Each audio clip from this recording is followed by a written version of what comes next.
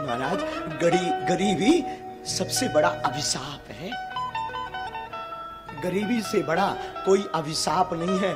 मैं व्यास पीठ से प्रार्थना करता हूं, गोविंद, किसी को कुछ बनाना या मत बनाना, पर किसी को गरीब मत बनाना। और आज भी हमारे भारत देश में हजारों लोग भूखे सोते हैं। आज भी बेचारे भूखे सोते हैं। हमारे देश में आज भी भूखे सोते हैं। श्रीमान, हमारा निजी अनुभव है, हम किसी की बात नहीं कहते, हमारा निजी अनुभव है कि जब 2 रुपया ना हो ना तो कोई पूछता नहीं है, और कोई उधार नहीं देता। इसलिए नहीं देता क्योंकि ये चुका नहीं पाएगा। बड़े लोगों को ही उधारी मिलती है, गरीबों का तो सिर्फ परमात्मा होता है।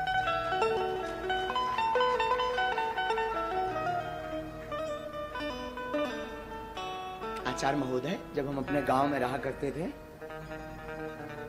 तो हम अपने गांव में भीख मांगते थे। 8 साल तक हमने भीख मांगी। और एक बार की घटना बहुत झंझोर थी, चूंकि पर वो रह नहीं पाते हम उसे कहे बिना। बचपन में हमारी अवस्था जब 9 साल की थी तो हमें वृंदावन जाना था पढ़ने के लिए। हमारे पिताजी कुछ करते नहीं थे, गांव के हम ब्राह्मण थे, तो भीख मांग करके हम अपना जीवन चलाते थे पूरे परिवार का। और वृंदावन जाने के लिए हमारे पास उस वक्त 1000 रुपए किराया ना रहे।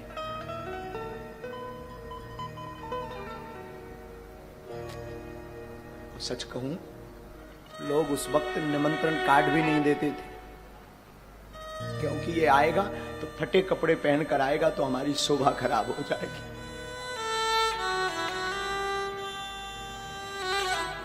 श्रीमान, 2000 रुपया किराया नहीं मिला था हमें वृंदावन जाने के लिए, क्योंकि लोग इसलिए नहीं देते थे क्योंकि ये चुका नहीं पाएंगे।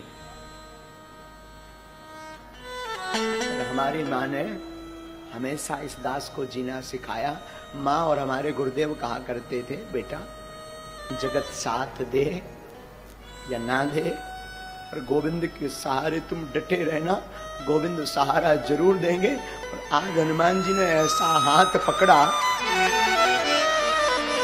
आज हनुमान जी ने ऐसा हाथ पकड़ा कि जो लोग कल किराया नहीं देते थे वही लोग आज टोकन लेने की लाइन में खड़े 6-6 महीना। और बड़ी बात, जिस वृंदावन में हमें कथा सीखने जाना था उसी वृंदावन में हनुमान जी ने बास दे दिया, आश्रम बनवाना शुरू कर दिया। मैं व्यासपीठ से प्रार्थना करूं, तुम बड़े आदमी के घर पर जा पाना या मत जा पाना, पर जिसका कोई ना हो, अगर उसके घर पर दिवाली हो, महोत्सव हो, शादी हो, दुख हो, तो मेरी प्रार्थना है उसके घर तुम जरूर जाना।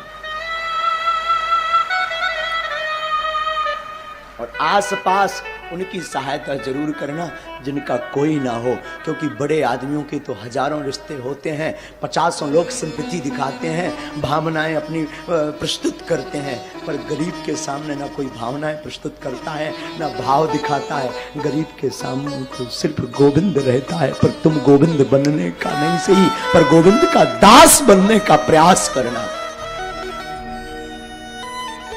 क्योंकि गरीबी बड़ी विचित्र होती। साधु जिसने देखी वही जानता है। जब तक फटे न पाऊं बीमारी का जाने, पीर पर आए।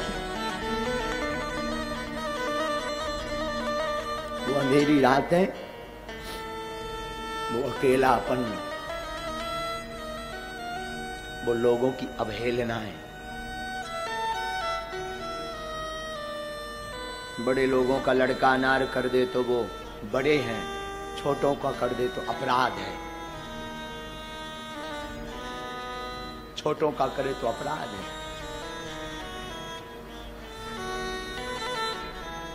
बड़े लोग फटे कपड़े पहने तो ये फैशन, गरीब पहने तो औकात। कि हमारे देश की दुर्दशा, बड़ा आदमी जमीन पर बैठे, बड़ा आदमी जमीन पर बैठे तो बड़े हृदय दिल का, और गरीब बैठे तो ये उसकी औकात। द्विपक्षीय हमारा देश है, द्विपक्षीय, तो द्विपक्षीय हमारा देश है। इसलिए बागेश्वर धाम की व्यासपीठ को हमने इसीलिए सिर्फ और सिर्फ उनके लिए खोल रखा जिसका कोई नहीं है। हम हमेशा बोलते हैं हमारे तन में जब तक प्राण रहेंगे, हमारे तन में, तब तक भागवत से या धाम बागेश्वर धाम पर दरबार जो लगता है उससे जो भी चढ़ोतरी आती है, हम कहते आपकी बेटियां आपको बोझ नहीं बनेगी, बेझिझक हमारे धाम आ जाना, पूरे विवाह का खर्चा बागेश्वर धाम देगा। तो कोई सहारा दे या ना दे, तुम आ जाना बेझिझक। तुम्हारे हनुमान जी बाप का घर है बागेश्वर धाम, बेझिझक आना।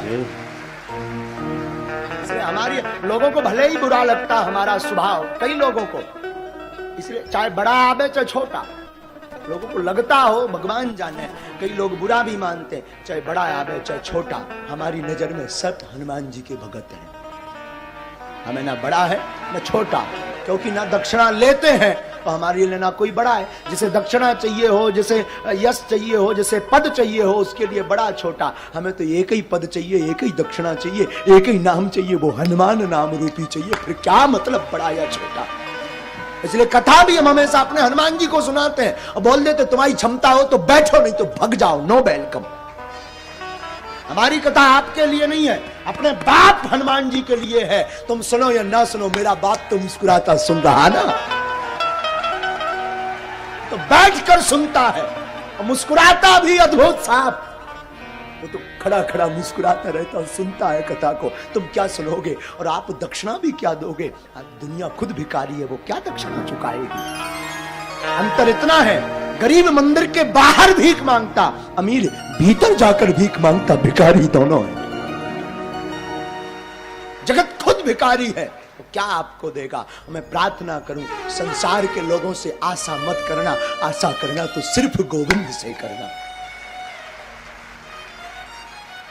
जगत तभी आपको साथ देगा जब आपके अंदर होते के धोते होंगे। कुछ नहीं होगा तो जगत साथ नहीं देगा, क्योंकि सब भिखारी हैं। अंतर इतना, कोई बाहर भीख मांगता लाज लज्जा छोड़कर, और कोई जो है पर्दा के अंदर भीख मांगता, भीख दोनों मांगते हैं। मैं प्रार्थना करूं, बुरा जरूर लगेगा मेरी बात का, और लगे तो हमें कौन था लिया परेशान जाने, करिया मो कराओ। लगे भी बुरा तो मुझे कोई व्यास पीठ ही अगर सत्य नहीं बोलेगी तो कौन सत्य बोलेगा? आजकल मंदिरों में भी वीआईपी सुविधाएं हो गई हैं, गुरुओं के पास भी वीआईपी सुविधाएं हो गई। मैं प्रार्थना करना चाहता हूं, सब उंगलियां एक सी नहीं होती, ये बात ठीक है, पर उनके लिए जरूर कुछ बनो जिनका कोई नहीं, जो 2 रुपया चढ़ा नहीं सकते, उनका जरूर बनो, उनका जरूर बनो। और एक घड़ी बड़े आदमी का, प्रतिष्ठित आदमी का आप निमता छोड़ देना, उसको सहयोग देना छोड़ देना, उसके साथ खड़े होना छोड़ देना। पर मैं प्रार्थना करूं, I request all of you, उस गरीब का साथ देना मत छोड़ना जिसका कोई ना हो।